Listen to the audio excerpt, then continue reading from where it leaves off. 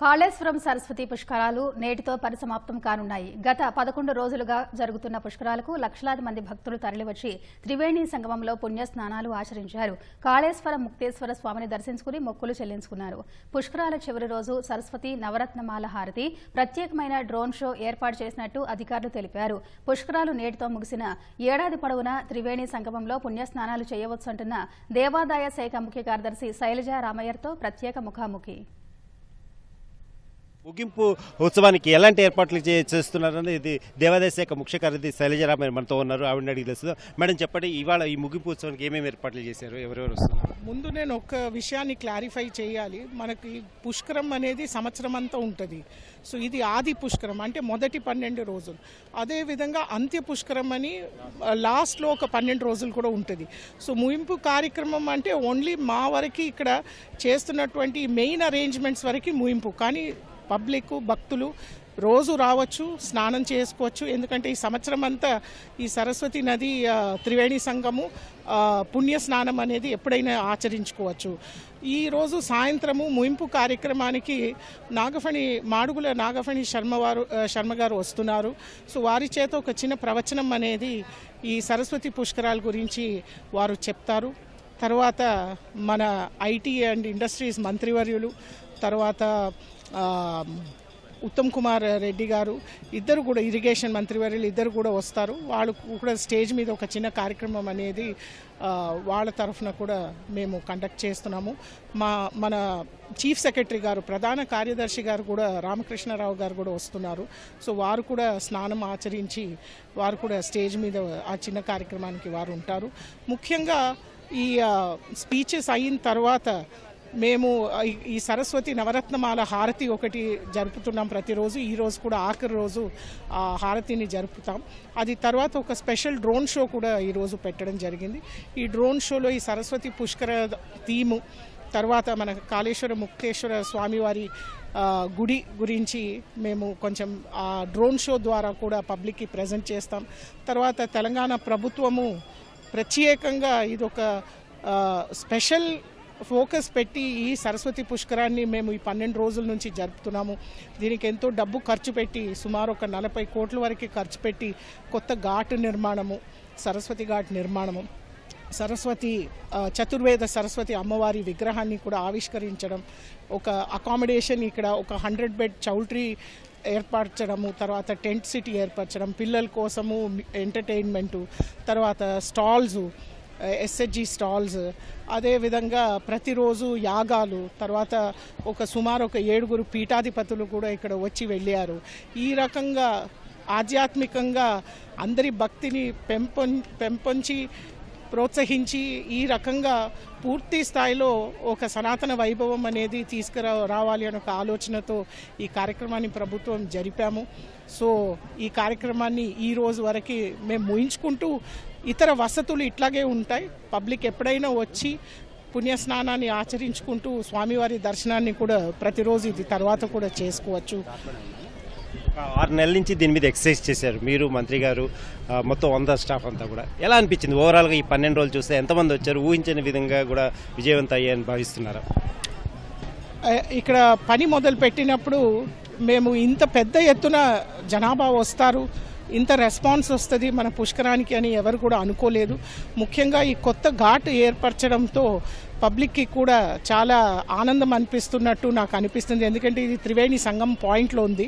ఇంతకుముందు మెయిన్ ఘాట్ అనేది ఇంత అనుకూల వాతావరణంలో ఆ ఘాట్ అయితే ఏర్పరచలేదు. కానీ కొత్త ఘాట్ అందరికీ ఇష్టమైనట్టు మాకు స్పష్టంగా తెలుస్తుంది.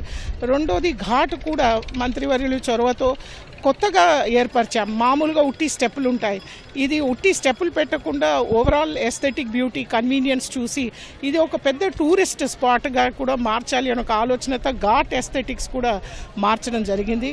మనకి ఈ రోజు వరకు సుమారు 12 రోజుల్లో ఒక 30 లక్షల మంది వచ్చి ఉండొచ్చు. మా అంచనా 25 లక్షల నుంచి 30 లక్షల మంది.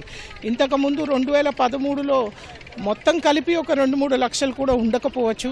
సో ఈ రకంగా ప్రోత్సాహం ప్రభుత్వం నుంచి ఉన్నప్పుడు పూర్తి స్థాయిలో మన ఆధ్యాత్మిక వైభవం అనేది మారిపోతుందని మనకు అందరికీ కూడా తెలుస్తుంది.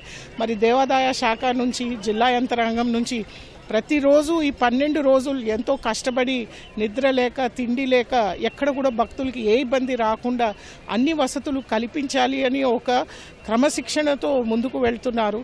కాబట్టి ఈరోజు పబ్లిక్ కూడా చిన్న చిన్న లోపాలు ఉండొచ్చు, ఎందుకంటే ఒక 1000 జనాభా గ్రామంలో ఇంత పెద్ద పండుగ జరపాలంటే ఇది చిన్న కార్యక్రమం కాదు. ఇక్కడ వసతులు లేవు, ఇన్ఫ్రాస్ట్రక్చర్ కూడా లేదు.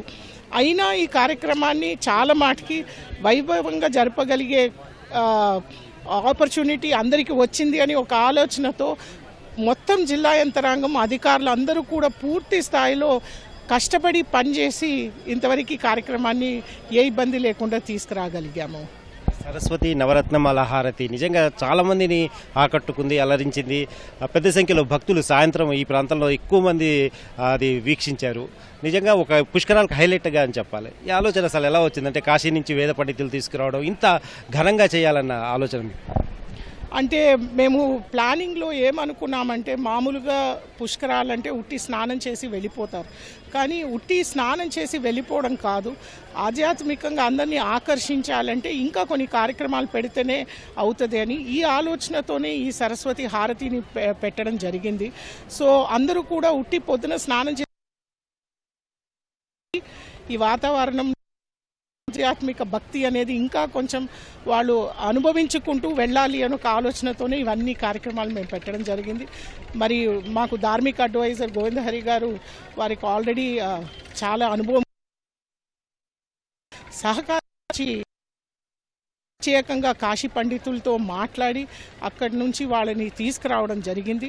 మేము వాళ్ళ కోసం మళ్ళీ స్పెసిఫిక్గా మ్యూజిక్ కంపోజ్ చేసి నాగరాజు తల్లూరి గారు మ్యూజిక్ కాంపోజిషన్ చేయించుకుంటూ, తర్వాత జొన్నవితల రామలింగేశ్వరరావు గారు దానికి లిరిక్స్ కూడా రాయించుకుంటూ ఇది స్పెషల్గా ఉట్టి గంగా హారతి అని కాక మన ఓన్ గోదావరి ప్రాణహిత అండ్ సరస్వతి నదికి ఒక ప్రత్యేక సిగ్నేచర్తో మనం కూడా ఒక హారతి తయారు చేయాలని ఒక ఆలోచనతో ఈ కాంపోజిషన్ కూడా ఆ రకంగా చేయడం జరిగింది. మరి ఈ సరస్వతి పుష్కరాలు విజయవంతంగా ముగిశాయి. తర్వాత నెక్స్ట్ గోదావరి పుష్కరాలకు ఈ ఏర్పాట్లు ఏదైతే ఉన్నాయో ఒక నమూనాగా తీసుకుంటామని చెప్పారుగా, ఎలా ఉండిపోతారు? ముఖ్యమంత్రి వర్యులు ముఖ్యంగా మాకు ఆదేశం ఏమి ఇవ్వడం జరిగిందంటే ఇది ఒక precursor to the Godavari and Krishna Pushkaram. ఎందుకంటే ఇది చిన్న స్థాయిలో జరుగుతుంది. మనకి గోదావరి పుష్కరం అనేది సుమారు ఒక 5-6 పెద్ద ఘాట్లు ఉంటాయి. బాసరా గుడి, ధర్మపురి, తర్వాత కాళేశ్వరము, మంథని, చాలా గుడిలు ఉన్నాయి. అదేవిధంగా కృష్ణా పుష్కరాలు కూడా మళ్ళీ 2027లో గోదావరి పుష్కరం, 2028లో కృష్ణా పుష్కరాలు. సో ఈ 2 పుష్కరాలకి ఒక పెద్ద ఎత్తున కార్యక్రమాలని తీసుకొని వెళ్ళాలి అని ఒక ఆలోచనతో వారు ఉన్నారు. సో ఇది అయిన తర్వాత మేము మళ్ళీ వెళ్ళి వారితో డీటెయిల్డ్ డిస్కషన్ చేసి ముఖ్యమంత్రి గారు ఏ రకంగా గోదావరి పుష్కరానికి పెద్ద ఎత్తున ఇన్ఫ్రాస్ట్రక్చర్ పిల్గ్రిమ్ అమ్యూనిటీసు, తర్వాత ఆధ్యాత్మికంగా వైభవం కూడా ఏ రకంగా తీసుకురావాలి ఈ పుష్కరాలకి అని ఈ పుష్కరంలో ఉన్నటువంటి లెర్నింగ్స్ ద్వారా మేము వాటికి ఇప్పుడే ముందే ఆలోచనతో ప్లానింగ్ అనేది మొదలుపెట్టేస్తాము. ధన్యవాదాలండి. సరస్వతి పుష్కరాల్లో చేసిన ఏర్పాట్లు అలాగే అనుభవాలను దృష్టిలో ఉంచుకుని గోదావరి అలాగే కృష్ణ పుష్కరాలను మరింత ఘనంగా నిర్వహిస్తామని చెప్పేసి శైలజ రామయ్య చెప్తున్నారు. కెమెరామెన్ ఇస్మాయిల్తో రవిచంద్ర, ఈటీవీ న్యూస్, కాళేశ్వరం.